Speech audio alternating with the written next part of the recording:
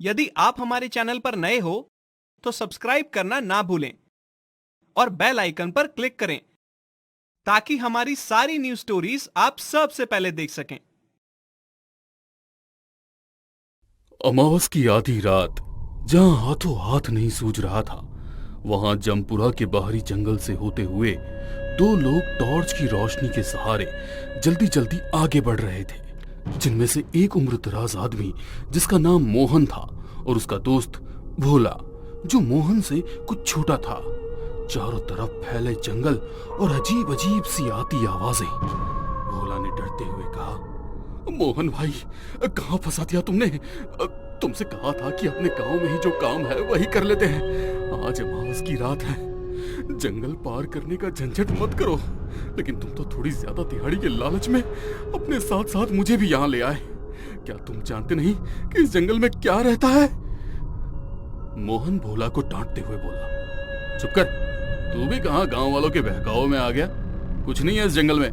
अरे इन जंगलों में रात के वक्त तस्कर जानवरों को मार कर ले जाते हैं या फिर पेड़ काटने का काम करते हैं। इसीलिए अफवाह फैला रखी है कि इस जंगल में निशाचरी का साया है। तभी बोलते बोलते मोहन को लगा जैसे उसके पीछे आने वाले भोला के कदमों की आहट उसे सुनाई नहीं दे रही थी। मोहन रुक गया और बोला, तू मेरी बात सुन रहा है ना? ये कहते हुए मोहन जैसे ही पीछे पलटा, उसके होश उड़ गए, क्योंकि पीछे भोला तो था ही नहीं। मोहन ने घबराते हुए आवाज लगाई, भोला, भोला कहाँ गया तू? तभी भोला के चीखने की आवाज आई और मोहन बिना कुछ सोचे समझे वहां से दौड़ पड़ा।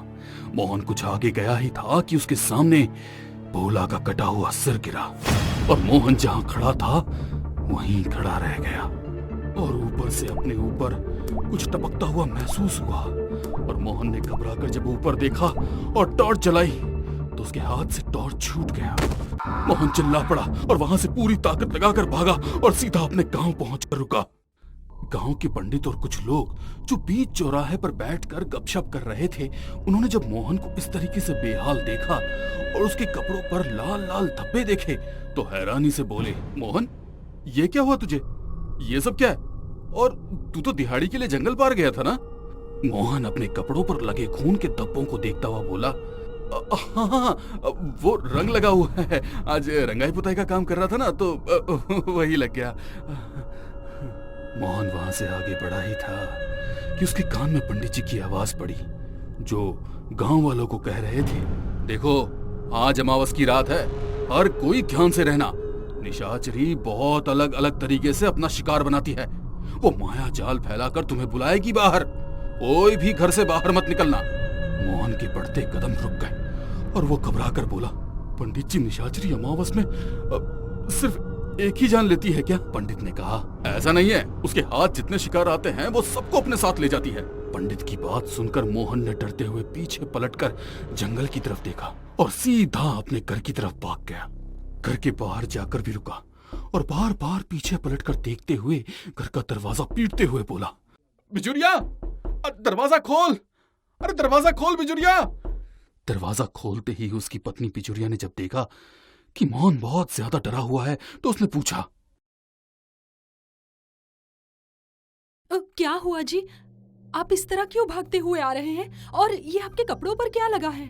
मोहन जल्दी जल्दी अपने कपड़े उतारता हुआ बोला, कुछ नहीं, कुछ नहीं। तू दरवाजा बंद कर और दरवाजा बिल्कुल भी मत खोलना, ठीक है? हाँ। बिजुरिया को बिल्कुल समझ नहीं आया कि आखिर मोहन इस तरह क्यों डरा हुआ है। मोहन ने तुरंत कपड़े बदले और बिस्तर पर मुंह ढककर लेट गया। उसकी पत्नी ने पूछा, खाना नहीं खाओगे क्या? मोहन इनकार करता हुआ बोला, थक गया हूं, सोने दे, सोना है मुझे। डर के मारे मोहन को नींद नहीं आ रही थी। जैसे तैसे करके उसे नींद आई थी कि आधी रात के वक्त उसे लगा जैसे भोला उसे आवाज दे रहा है, मोहन, अरे मोहन! मोहन की नींद खोली और उसने मुंह तक चद्दर ओढ़े हुए कहा, ये भोला यहाँ कैसे हो सकता है? ये तो... तभी उसे फिर से भोला की आवाज सुनाई दी, मोहन, ओ मोहन, मुझे अकेला जंगल में छोड़कर कहां भाग गया? बाहर आ! मोहन को समझ नहीं आया कि ये हो क्या रहा है, क्योंकि भोला इस तरह आवाज दे रहा है तो इसका मतलब था वो सही सलामत था। मोहन धीरे से उठा और घर के दरवाजे तक पहुंचा ही था कि उसे पंडित जी की बात याद आ गई कि निशाचरी आवाज देकर बाहर बुलाती है। मोहन डर गया, लेकिन जब बार बार भोला की आवाज आ रही थी तो मोहन को लगा कि नहीं हो ना हो, ये भोला ही है। हो सकता है कि मैंने जो उसका कटा हुआ सिर देखा था वो मुझे डराने के लिए हो। इतना सोचकर मोहन तुरंत घर से बाहर निकल आया। बाहर आते ही उसने देखा बाहर भोला खड़ा था और वो एकटक मोहन को घूर रहा था। मोहन जल्दी जल्दी भोला के पास आते हुए बोला, धीरे बोल, ये तो क्या कह रहा है?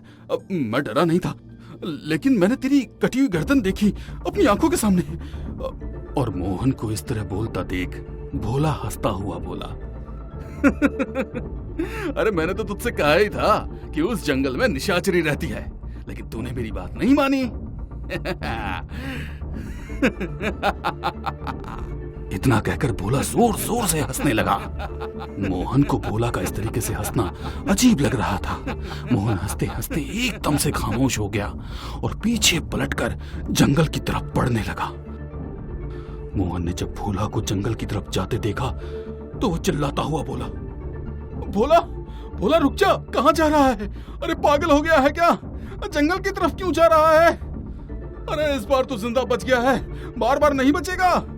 लेकिन जब भोला नहीं रुका तो मोहन उसके पीछे चला। मोहन ने जल्दी जल्दी कदम बढ़ाकर भोला के हाथ पकड़ लिए और उसे खींचता हुआ बोला, वापस चल गांव की तरफ। तुझे पता भी है आज पंडित जी क्या कह रहे थे? निशाचरी एक साथ कितने लोगों को भी अपना शिकार बना सकती है। चल वापस चल। मोहन की इस बात पर भोला मुस्कुराता हुआ मोहन की तरफ देखने लगा। मोहन को भोला की आंखों में एक अलग सा सूनापन दिख रहा था।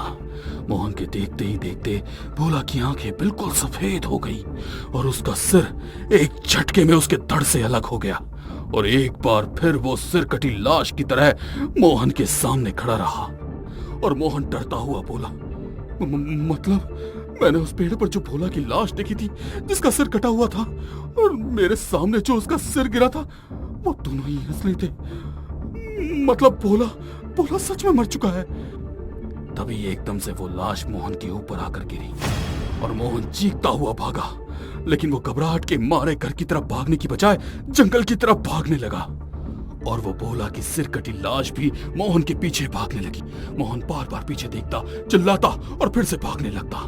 अचानक जंगल के बीचों बीच ठीक उसी जगह जहां उसने पहली बार भोला की लाश देखी थी, वहां वो मुंह के बल आकर गिरा।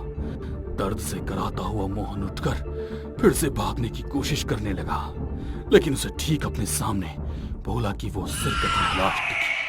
मोहन वापस भागने के लिए जैसे ही पीछे पलटा वो किसी से टकराया। उसने घबराते हुए ऊपर देखा तो करीब 7-8 फीट लंबा सफेद चमड़ी और बर्फ सी ठंडक महसूस हुई। मोहन ने जब ऊपर की तरफ देखा तो उसके लंबे लंबे बाल जिससे खून टपक रहा था और वो मोहन की आंखों के सामने खड़ी थी। उसे देखकर मोहन डर से बिल्कुल जहां खड़ा था वहीं जम गया। बस उसके होठों से धीरे से निकला, ये नहीं हो सकता। ये वो कैसे हो सकती है? मतलब इतने वक्त से जिस निशाचरी की वजह से मौतें हो रही है वो ये है? मोहन कभी पीछे देखता तो भोला की सिर कटी लाश, कभी आगे देखता तो वो निशाचरी।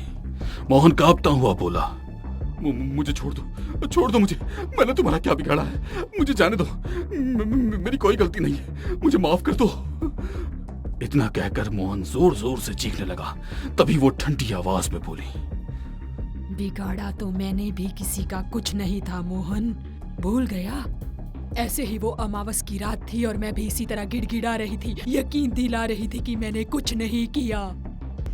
मोहन कांपता हुआ बोला, मेरी गलती नहीं थी, वो तो मुखिया जी ने कहा था। निशाचरी एक गुस्से में चीखती हुई बोली, मुखिया ने मुझे जिंदा जलाने का हुक्म दिया था और सबसे आगे तू था। पहली मशाल तेरी ही थी और तेरे पीछे था ये भोला जिसकी सिर कटी लाश तेरे सामने खड़ी है। तुम दोनों हंस रहे थे जैसे मैं हंस रही हूँ। डर से कांप क्यों रहा है तू मोहन?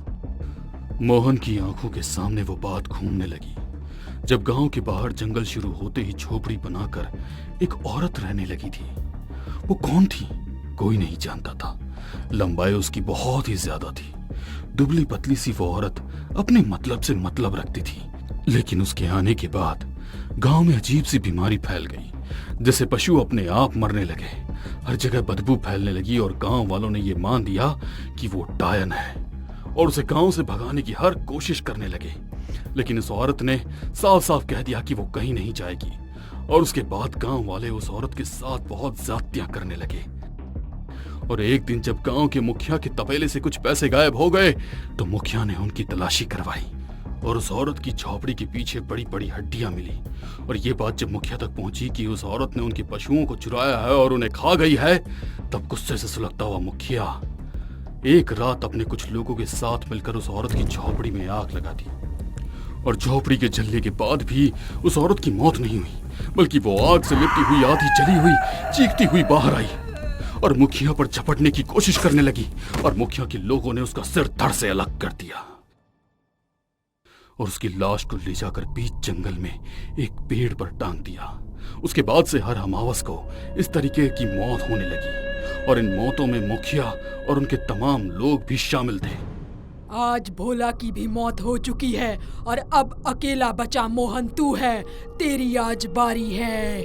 मोहन समझ चुका था कि अब वो नहीं बचने वाला, लेकिन फिर भी एक बार उसने अपनी जान बचाने की कोशिश की और वहां से भागने लगा। मोहन भागता जा रहा था, लेकिन हैरानी की बात यह थी कि वो एक ही जगह पर दौड़ रहा था, वो कहीं पहुंच नहीं पा रहा था। एकदम से भागते भागते जब मोहन की सांस फूलने लगी और उसे लगा जैसे कि उसका दम घुट रहा है, तभी निशाचरी ने उसे गर्दन से पकड़ा और उसके सिर को किसी खिलौने की तरह मरोड़ दिया और एक झटके में उसके सिर को धड़ से अलग करके दो हिस्सों में बांट दिया।